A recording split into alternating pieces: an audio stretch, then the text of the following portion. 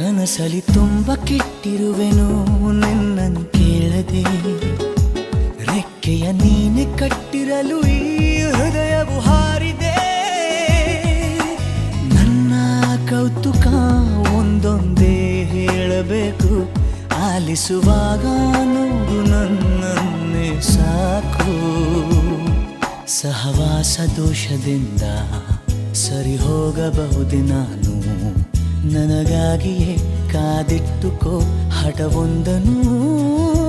ಕೆಳಗುವ ಮುನ್ನವೇ ಪರವಶನಾದೆನು, ಅರಿಯುವ ಮುನ್ನವೇ ಪರಿಚಿತನಾಗಲಿ ಹೇಗೆ ಪ್ರಣಯಕ್ಕೂ ಮುನ್ನವೇ.